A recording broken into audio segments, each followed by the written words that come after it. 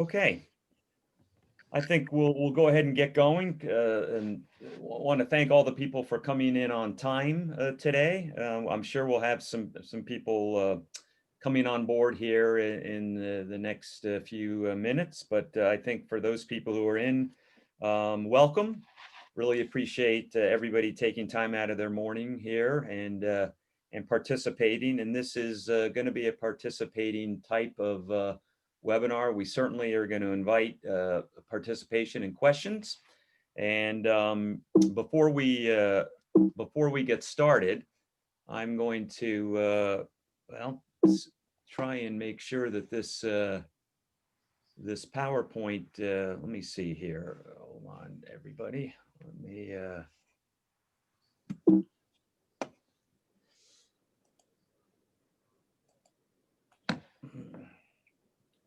Okay, apologies for that. I'm not sure what happened. Anyway, before we begin, a couple of housekeeping notes.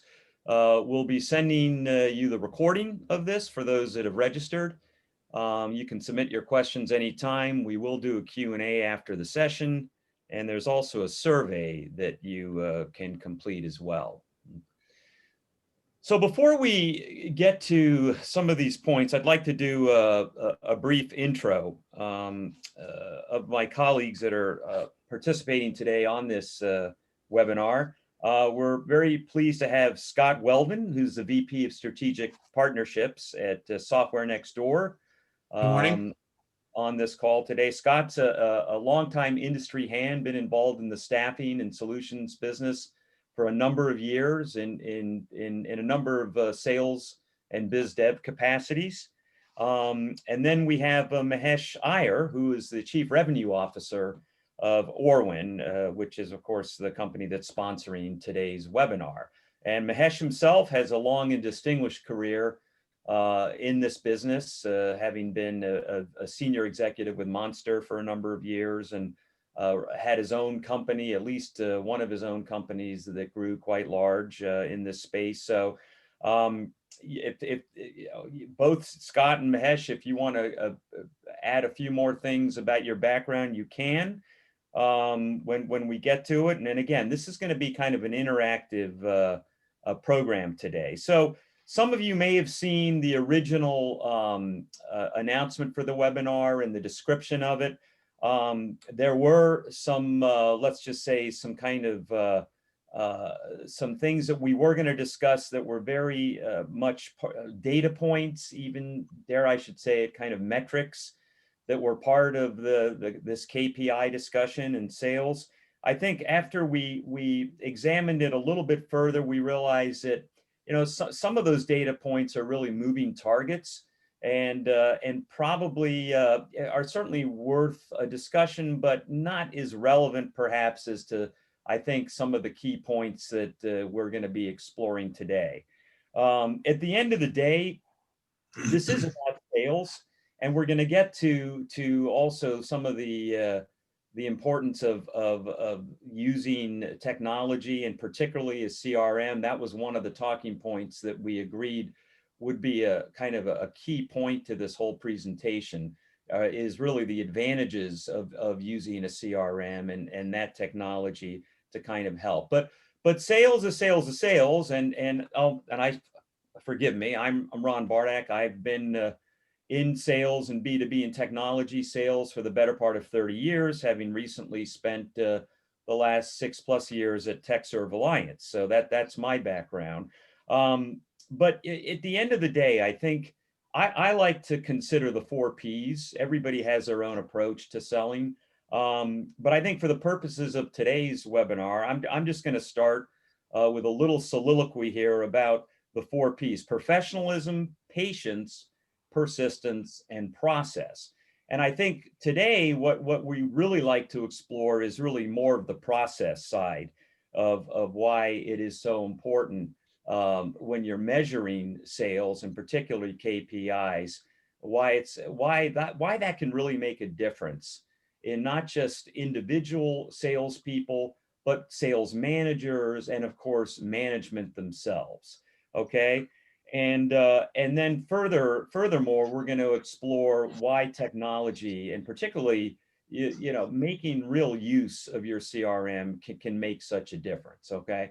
So some of the key points, again, that we're going to look at and we're going to kind of start this discussion on are, and by the way, this is something, and I don't know about all of you, but I've been on countless webinars and virtual events and other talking points about kind of the new normal. Obviously, this past year with COVID has not been a new, it's been an unusual normal, to say the least. And we all know there are a number of things that are different now than they were in the past. And so we're not going to necessarily go through all of those, but I think it does bear talking to about in the context of what we're going to do here today. So yeah, how do we drive sales in this new normal, and how, and I'm going to loop technology into this, and how does the technology of today, and particularly again, kind of using your tools so that you have your CRM, make a difference?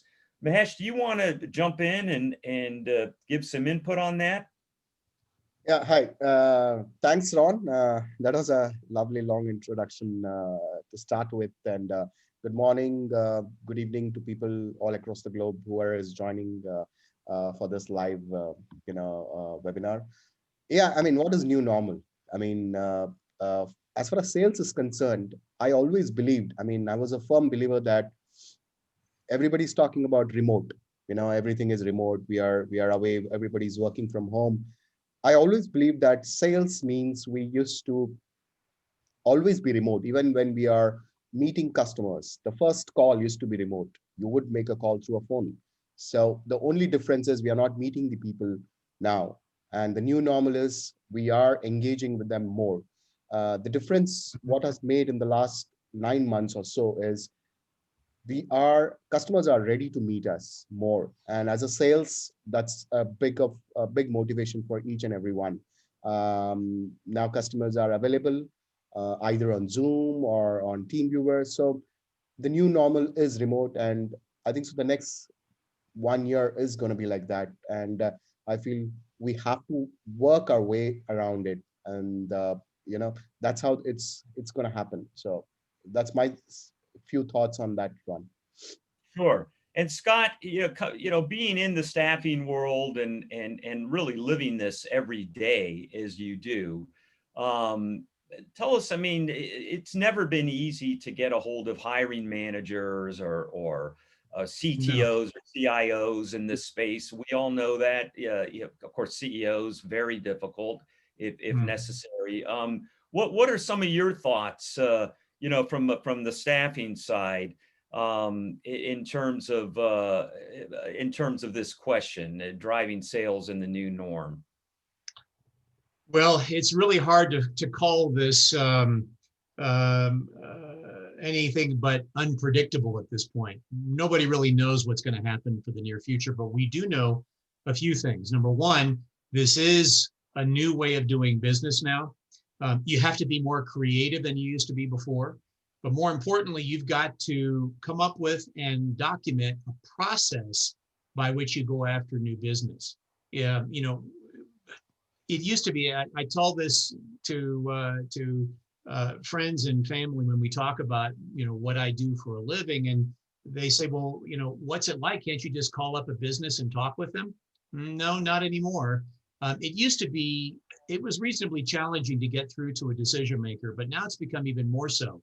Right after the pandemic really kind of kicked in, about March or April of this past year, the calls that you would make to a manager's office were often forwarded to his or her cell phone. So we were able to pick up the phone and reach them.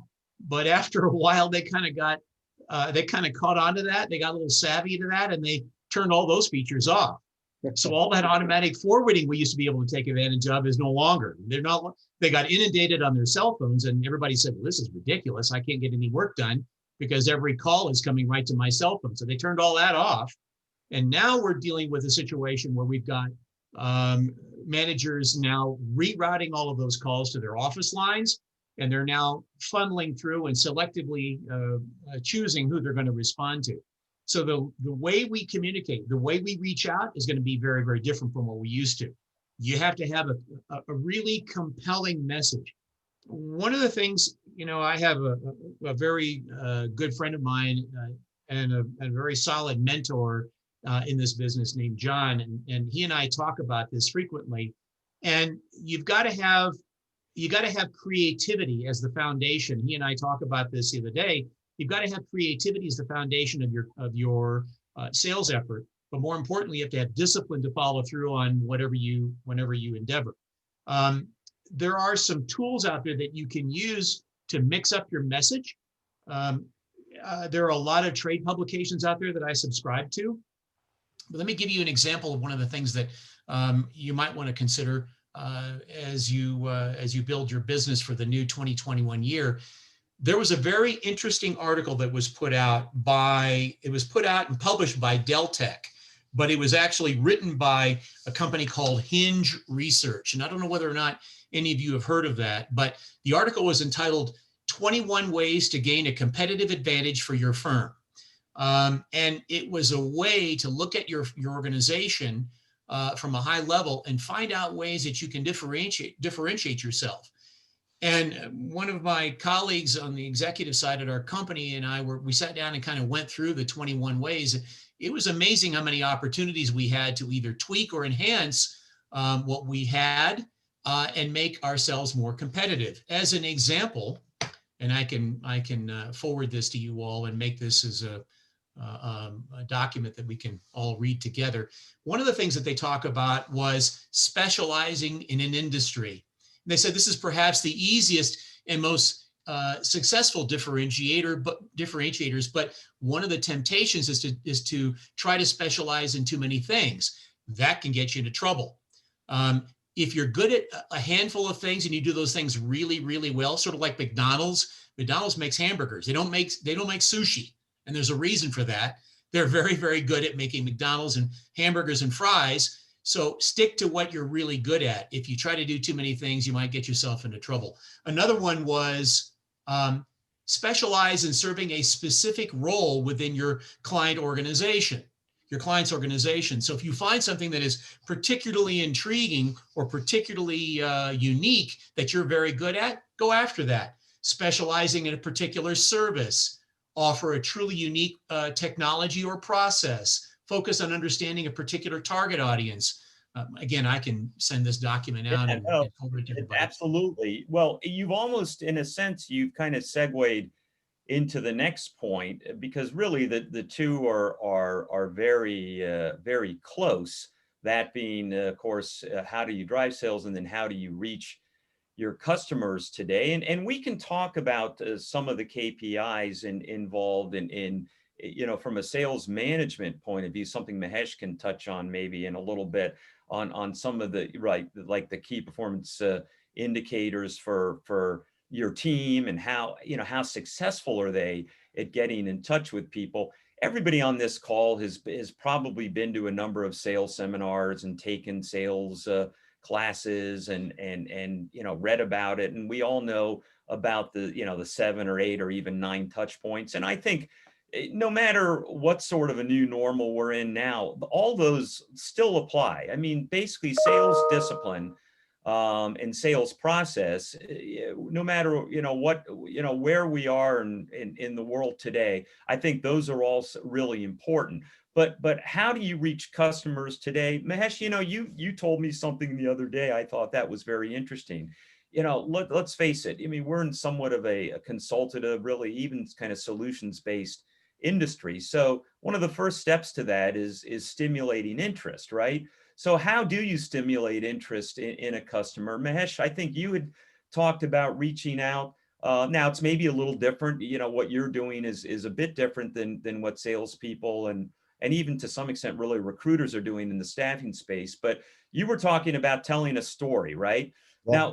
Now that involves a little bit of research and knowing who your customer is. No one should be reaching out blind to your prospects, right? Always make sure that you know exactly who you're targeting, right? Yeah, absolutely. I mean, it's all about the right messaging. If you want, when you're working remote, the most powerful tool which you have is email. Most of the time customers will not pick up your phone.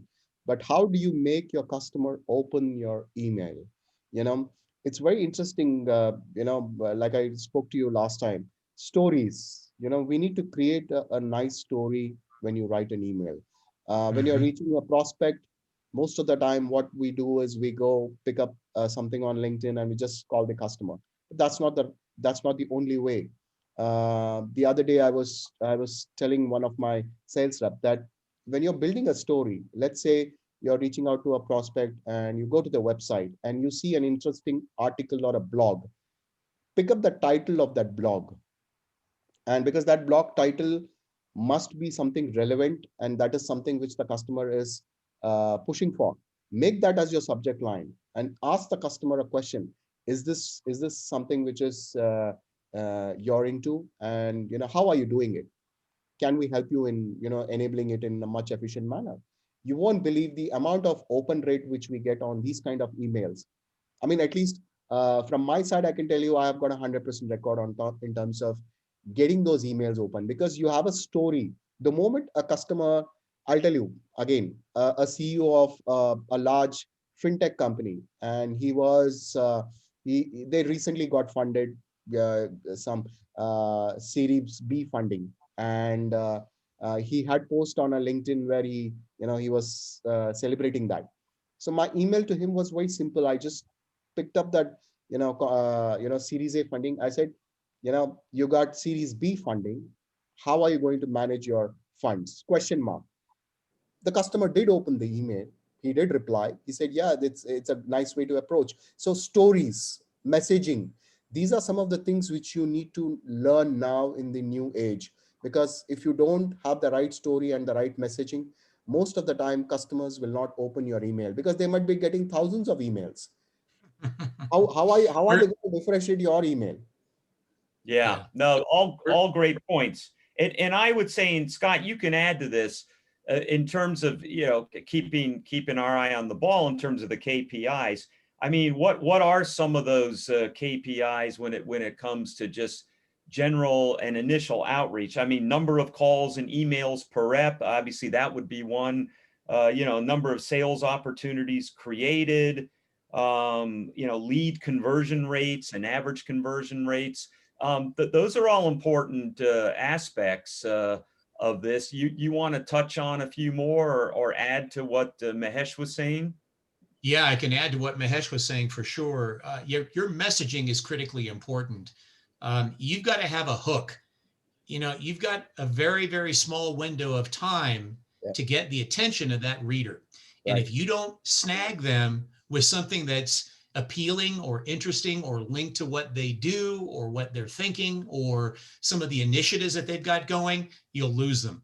Mahesh, you're absolutely right. We are inundated with emails now because nobody can talk to anybody. Everybody's busy. They're at home. They have all the distractions of family or a home office or trying to reach people or trying to get people connected. There are a lot of things going on at the same time. It's becoming increasingly more difficult to reach. So your messaging is critically important. And you're right.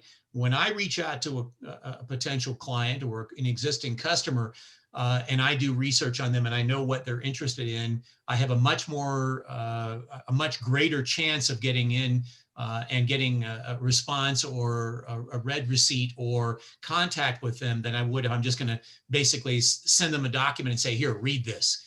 Nobody's going to respond. It's going to be considered junk mail. Yeah.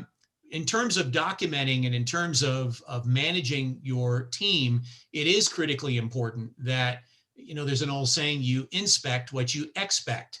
And candidly, even though I may be VP, I'm still looked at in terms of numbers and productivity. It's no different for me than it is anybody else. We've got to all be productive. We all have to have KPIs that we have to adhere to.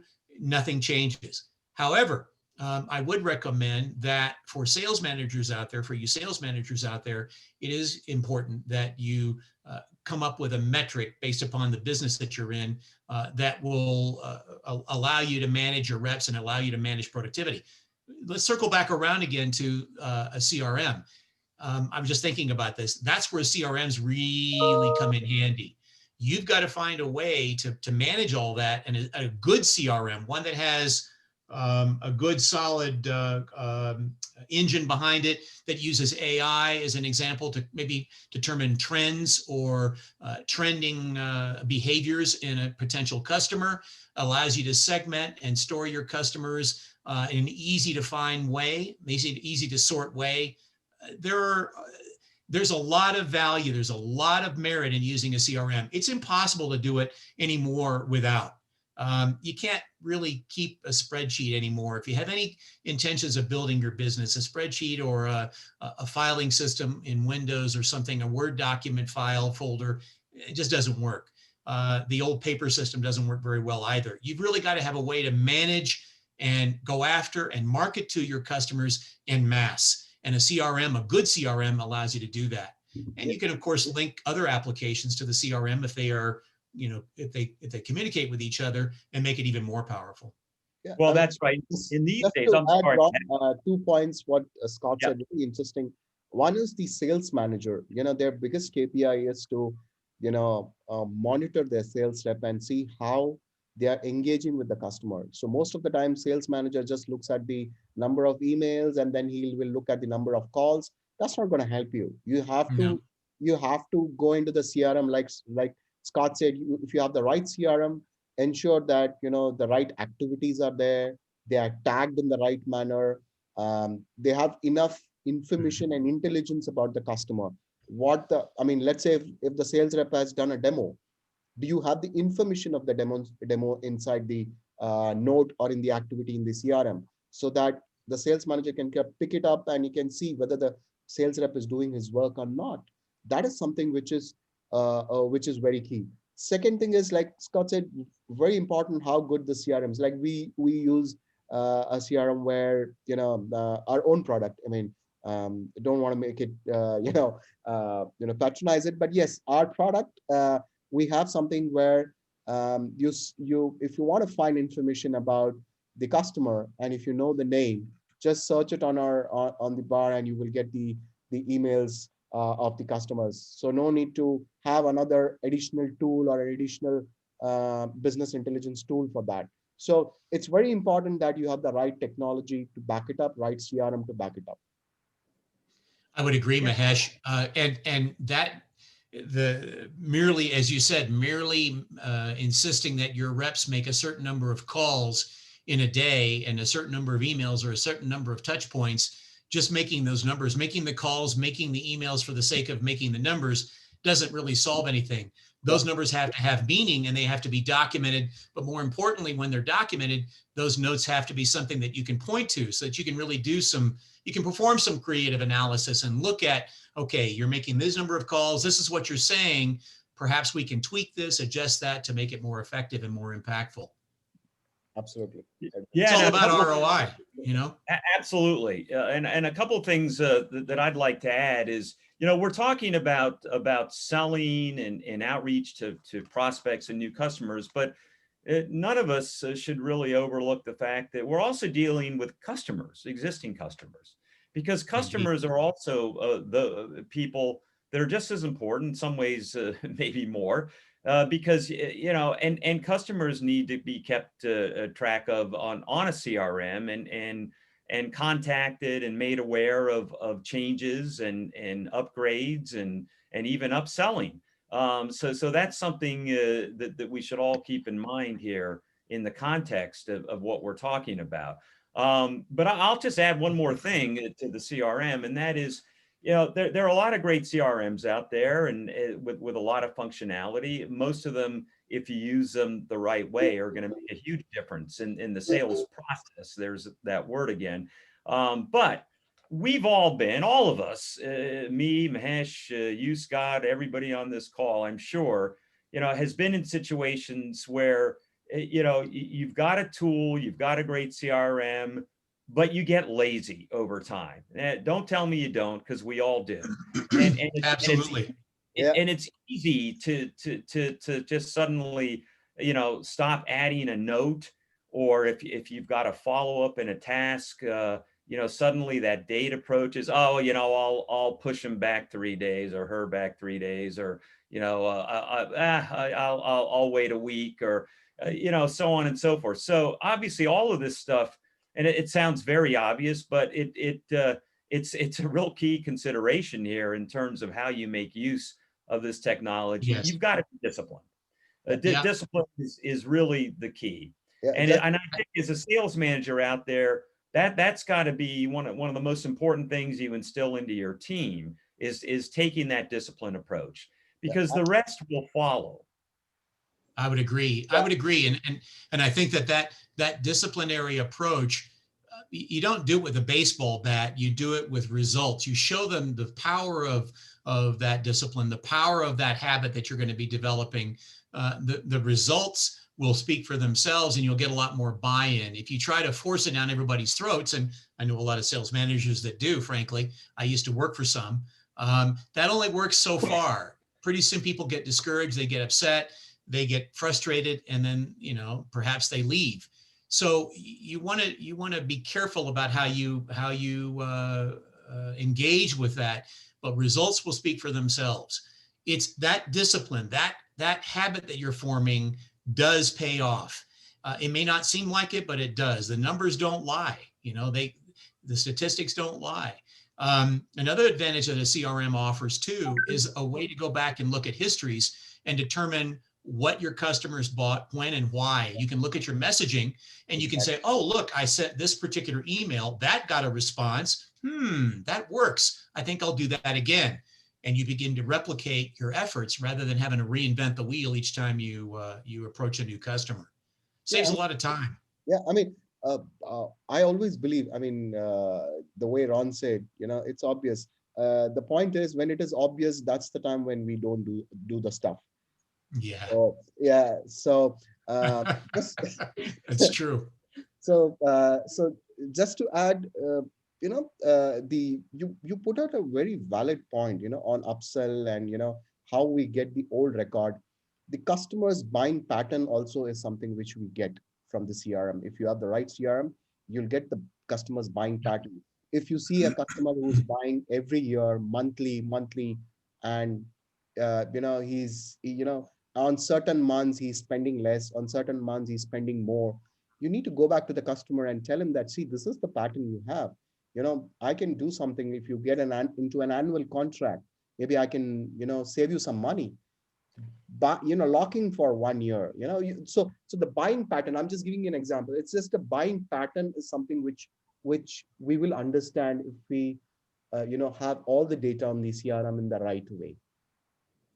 I would agree. One of the things that I was just thinking about to myself on your bullet point there, talking about lead generation in 2021, a different approach. Yeah. Lead generation in 2021 is going to be very different indeed. You're going to have to find a way to differentiate yourself from your competition, but the methodology that you might use is probably going to involve a lot more research on the client and find out what motivates them. And it could be a number of things. The motivation could be financial, in that it could be cost savings. The motivation could be new technology. The motivation could be a migration to the cloud. Lift and shift is a term that is often used now. The motivation could be adding new salespeople or adding new staff. There are any number of things, but you've got to find out what motivates them.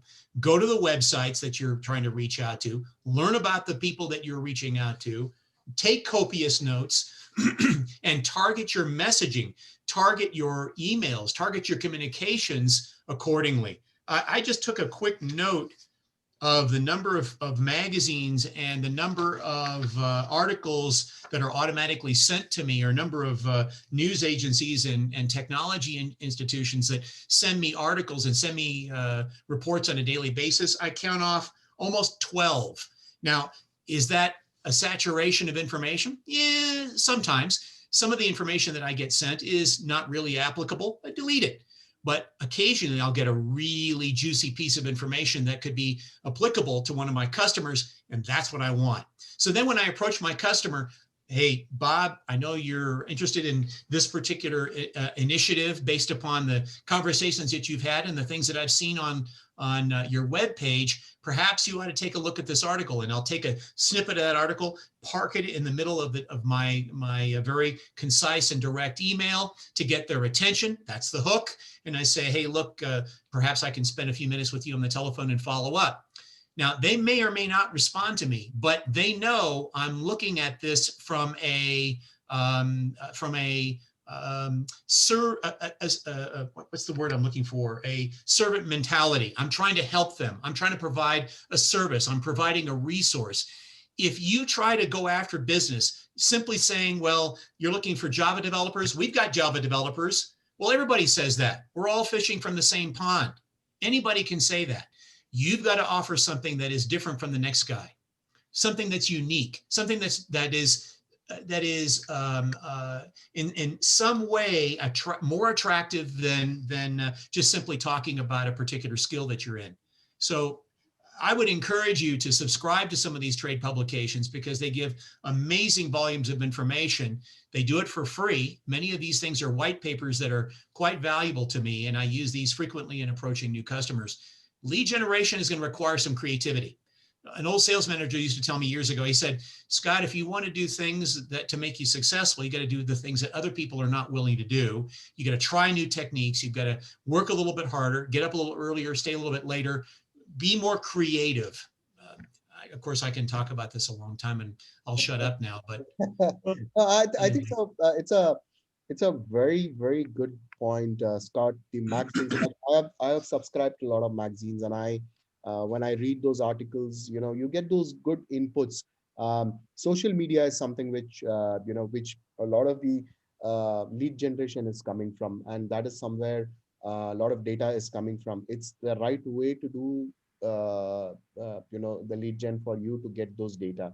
So 2021 is all going to be remote, so we have to, people are saying that vaccines have come, so things are going to improve. I don't say, yeah, it's a great sign, but let's understand that next 6 months is going to be the business as is. So you have to find a creative way to get those leads, and sales managers need to be innovative. You very well said that these sales managers, if they don't go think out of the box, they have to groom their sales rep and tell them how again, it all comes down to messaging, how your messaging is going to be, how you're going to send across those emails, how you're going to send across those. I mean, LinkedIn is a great source. People have been using LinkedIn. Now everybody is talking about how LinkedIn helps in getting those leads.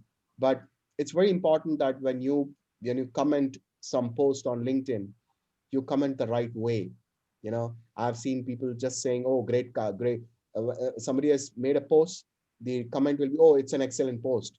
You're not saying what the post is all about. So even when you're commenting on LinkedIn, your post has to be right so that people will understand how your messaging is and how you're reaching out to people. So yeah, great point, Ron.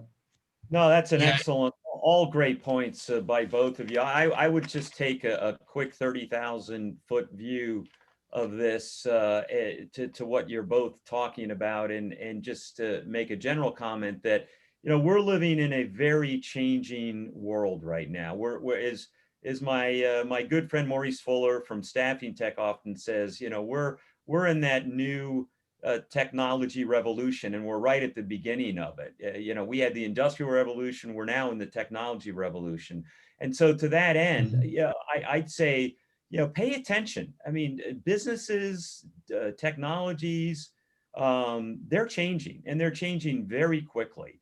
And we all know what's happening with AI and machine learning and robotics in manufacturing and in other areas.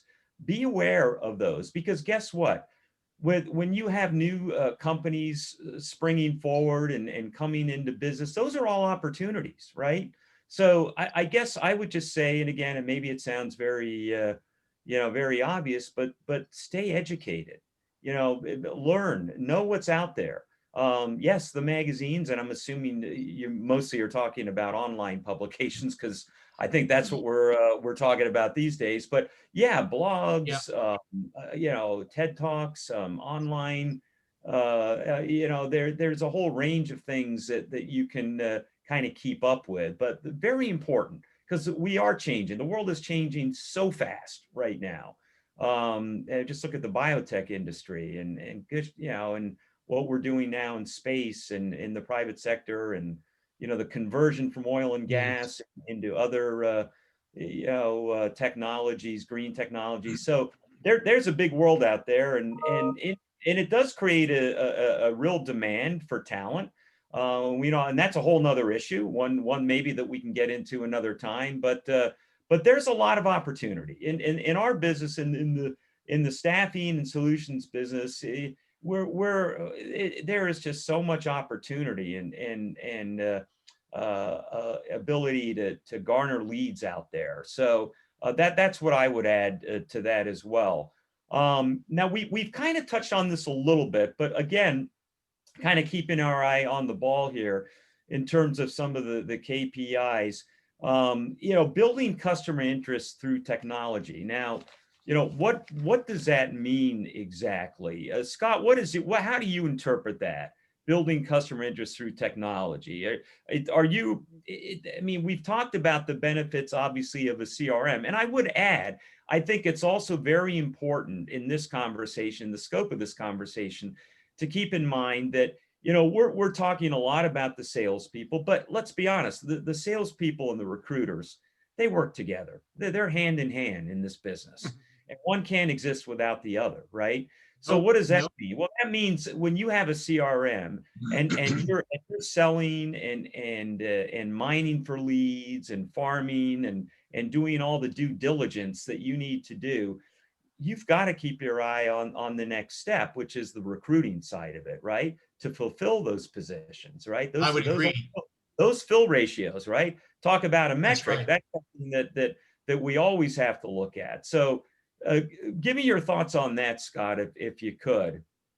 Yeah, the recruiting part of it, from a consultancy perspective overall, the recruiting part of it is as much, if not more important than the selling part of it.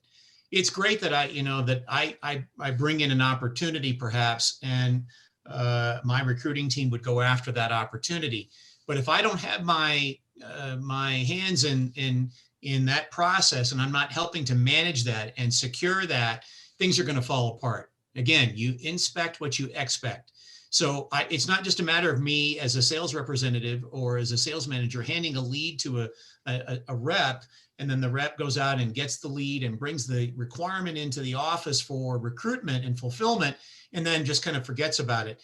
You've got to follow up on that. And if you make a partnership, you make an alliance with your recruiter, your odds are far greater of closing that piece of business. Why? Because you want to show them that you have a vested interest. It's critically important that everybody have a piece of the action and a key part of the responsibility in the process. If everybody knows that they're all in it together, and you manage that process as a sales representative, you manage that process from beginning to end, your chances of interaction are far greater, of closure are far greater. I get involved in the interview process as much as the recruiter. When the recruiter gives me a candidate, I don't just simply accept the candidate as is. I'll call that candidate.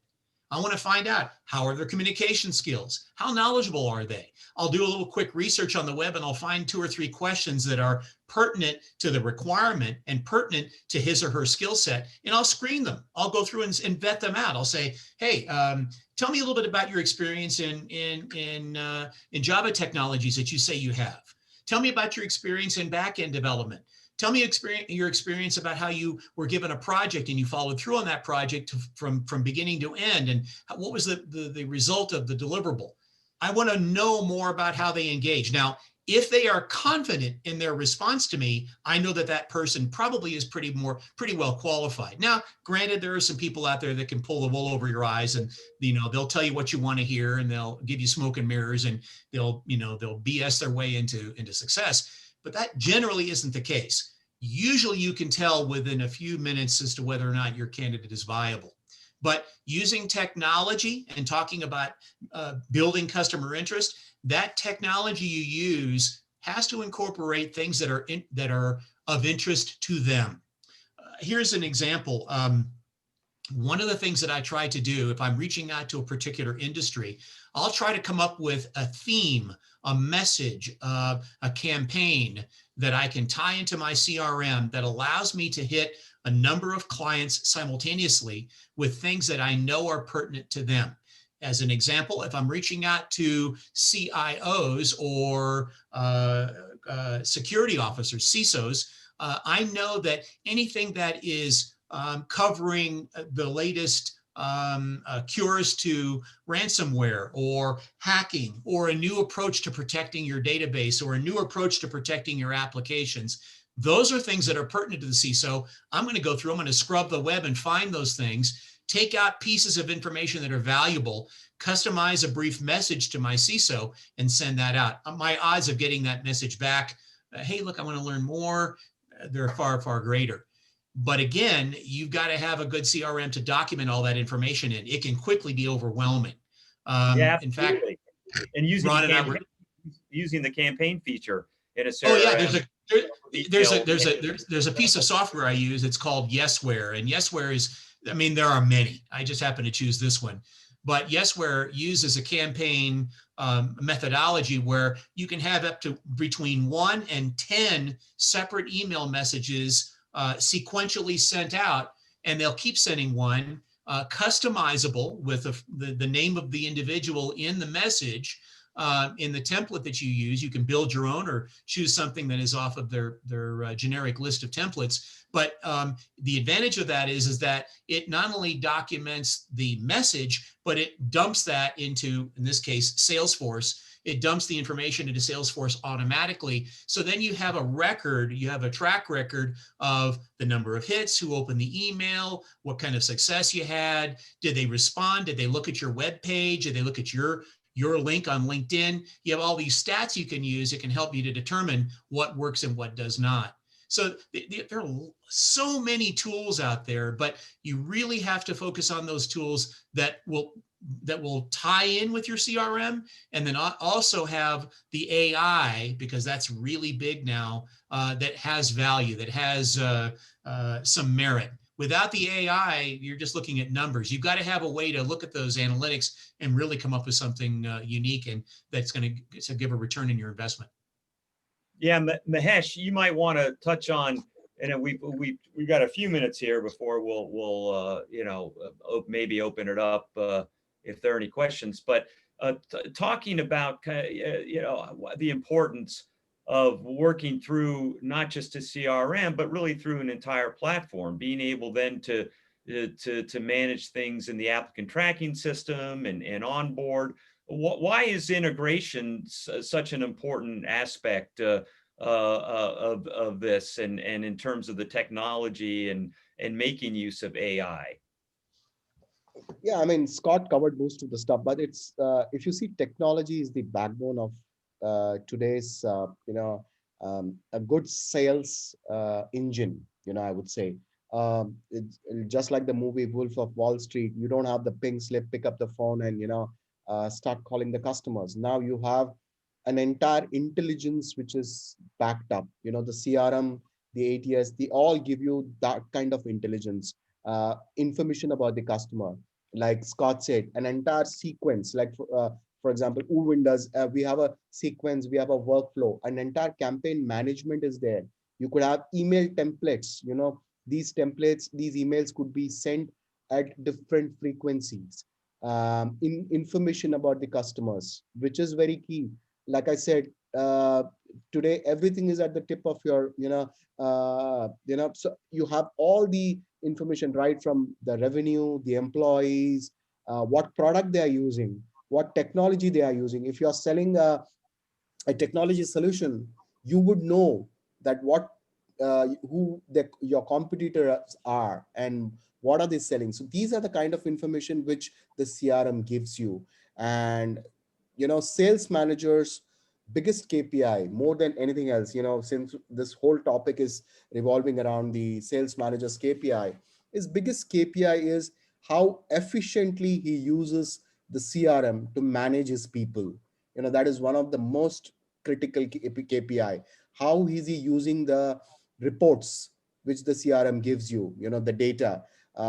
It's not, again, as I said, it's not about how many calls he made, how many emails he sent, how many meetings he's setting up. It is what information he's getting from the sales rep about the customer. Is the customer good enough? For example, recently we were talking to one of my sales rep, and a very large organization, but a very small solution has been sold to a large organization. And when we looked back and when we did some intelligence, we figured out that we could have sold a larger product. We could have sold to the right influencer, but that has not happened. So if you don't use your CRM in the right way, these information will be missing. So as a sales manager, his biggest job, more than managing people and asking for the numbers every day, picking up the phone and say, how many, where is your number, how much target are you Yeah. achieved, that's not going to help him.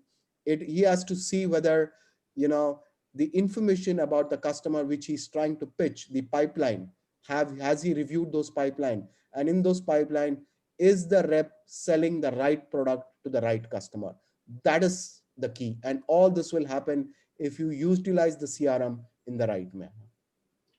So I guess wrapping up in terms of just a kind of a few final points to your point, Mahesh, all great points about the most important KPIs. I think one of the most important aspects of KPIs is creating measurements that are really critical to your business. And that's essentially what you were just saying.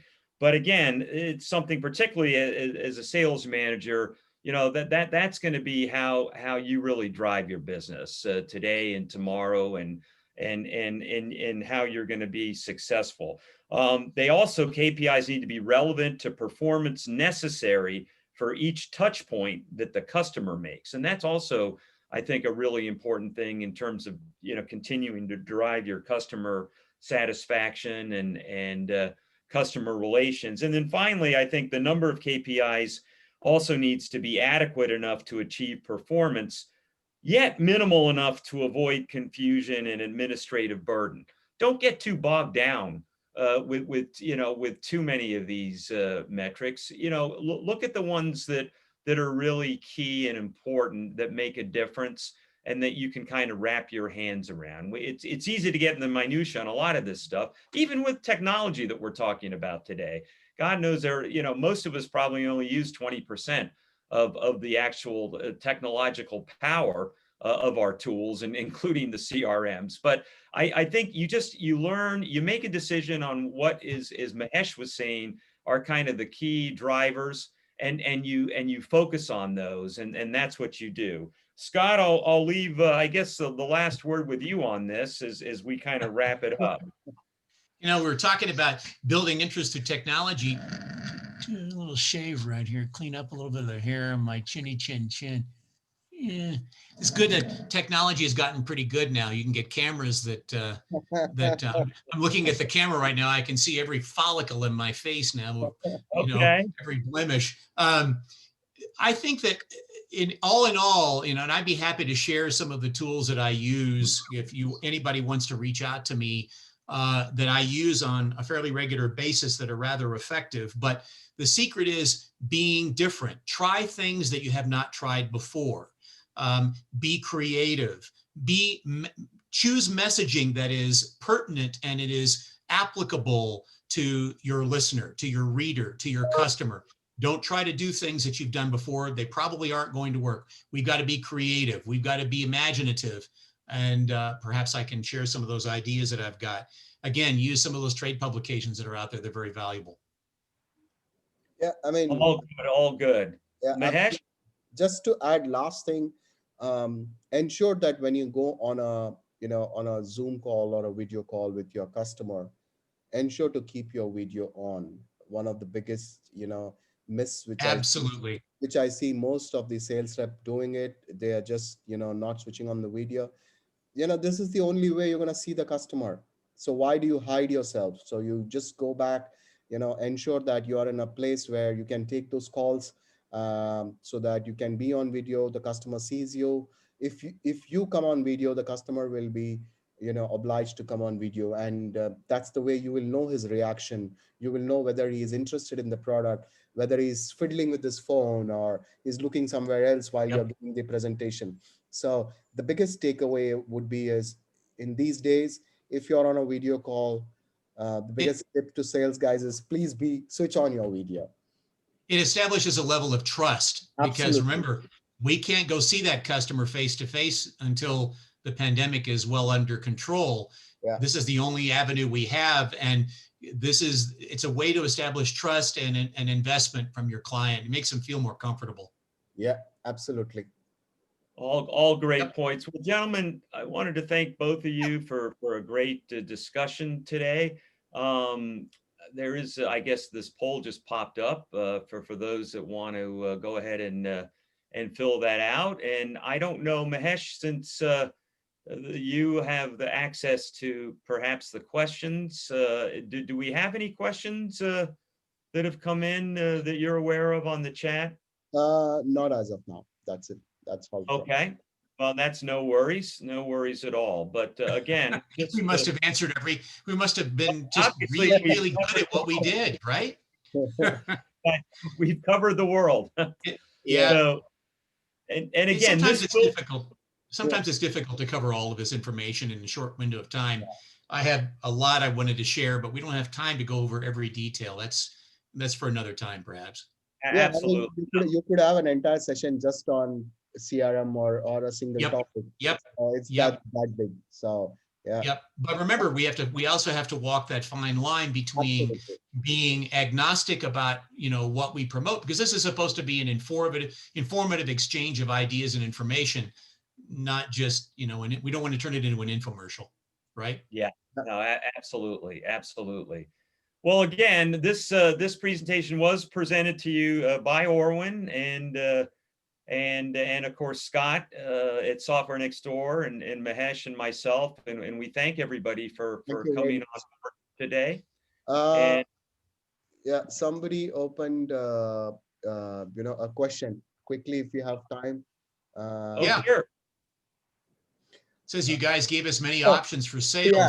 So you guys gave us many options for sale, which is the most proven one. Go ahead, Scott. Most proven one for sales. Well, as I said, I use these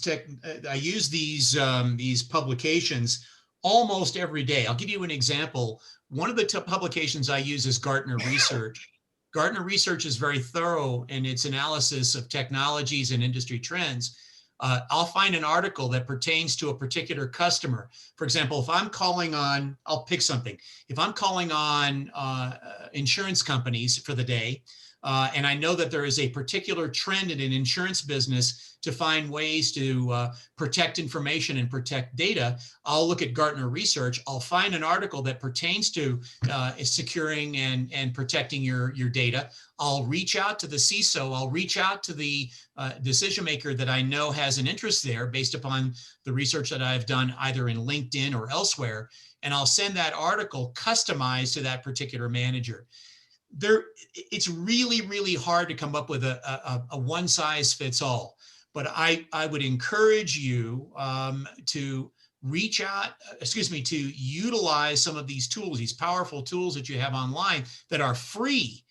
These publications are free. Use those as door openers. That's been the most effective for me. You'll be surprised. I mean, everybody says HBR is, Harvard Business Review is a bit expensive. You have the free version. Just go. You get a lot of information from there. Yes. Yes. Bloomberg has got a lot of information where you can go. I've seen some loads and loads of documents specifically on sales. So my suggestion is research your customer. That's the bottom line. Research your customer enough. So when you write an email to the customer, you have the intelligence and asking him that right question. So yeah. So we have got one more question for you, Scott. Yes. Says, hi, Scott. We recruiters more productive at WFH during this pandemic. Will you continue this new trend for better results even after the pandemic ends? Absolutely. This new process that we're going through, this new methodology that I'm working on by customizing my message, That is not going to change. You know why? It has forced me to become more concise, more impactful in my messaging. I've been working on my email messaging for quite some time now. I used to write a dissertation. It got tossed in the junk mail bin or declined or not even read. Now I've got it boiled down to, I like to call it the triple espresso version of my email. I only work on those key things that are meat and potatoes, things that they really want to sink their teeth into, and I use that message only. That message style rather, only. That is not going to change. I'm going to continue to use that. I don't think our way of doing business is going to revert back to the old days anytime soon. Yeah, we have one Right. last question. Maybe Scott, you can, or Ron. We have a MSA with a big client, MNC in East Coast, but due to COVID, we are not able to meet them nor connect with them directly. So not able to get any business. Any ideas how you can get connected with them and get some business? So, Yeah. Yeah, that's the Yeah. $1,000,000 question, isn't it? And again, We're it all in the doesn't same have boat. to be creative in your approach. Yeah, I mean, and it also comes back to the point I made earlier about the touch points. I mean, I would, again, know your customers, get to know them maybe before you reach out. I know that, again, this is kind of relationship selling, but find out who they are, maybe where they went to college, what their background is. Look for some commonality there, and then just be disciplined in your outreach. Obviously, not just emails. LinkedIn is important. If you have a cell number, it doesn't hurt to call them maybe after 3 or 4 attempts on their cell phone, or even text them on their cell phone. Yeah, I mean, we're going to be out of this soon enough. So I guess the last resort is to show up at their doorstep, right? But you'll probably want to wait on that, because I honestly don't think they'll be there unless of course, you want to find Yeah. out where they live. But then you don't want to be as a yeah, I mean, stalker. very well. One point which I wanted to add is have multiple touch points. What happens is when you have a large MSA sitting with your customer, we tend to reach out to the only one touch point. So find out the multiple touch points. In sales, it's very key that you don't talk to one person. Even though he might be your decision maker, you might have an influencer. So you should have multiple touch points. Reach Yeah. out to those multiple touch points and figure out what is happening. Why are they not, they are giving you business, or the business is not moving ahead? Get those intelligent informations which is required, and that will help you. Once you have those information, maybe you can figure out a smart way to reach out to them. Great Indeed. And point. one more thing too, the question that came out about the MSA with a big client MNC in the East Coast, but because of COVID, they can't reach out. Sometimes there are things going on within the organization that you may not be made aware of yet. Reaching out to executive leadership may not necessarily be the way to you find that information and get those answers. Sometimes you want to talk to administrative or people that are further down on the totem pole to be able to get that information, because they'll know, they're in the trenches, they know what's going on. Leadership are trained not to share those things because it could affect perhaps the stock price or what's going to happen in a potential sale or a merger. You don't know. You don't know. I'm not saying that all those things are going on, but interview everybody. If you're not getting any result with a high manager, step it down a few notches. Talk to the people in the trenches, so to speak. Okay? Okay. I think so. We are done. I think so. We have answered the question, and we have covered most of the stuff. So thanks, Scott. Thanks, Ron. Appreciate. Thanks everyone for joining. Yeah, thanks. And hey, everybody have a wonderful holiday season as well, and be safe. Indeed. Everybody enjoy the happy holidays and a new year too. Yeah. Thank you. All right. Take care, everyone. Thank you. Bye. Bye.